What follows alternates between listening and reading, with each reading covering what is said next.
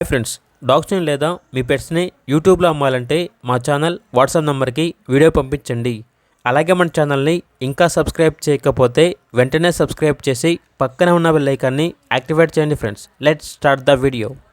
Hi friends, welcome to our channel.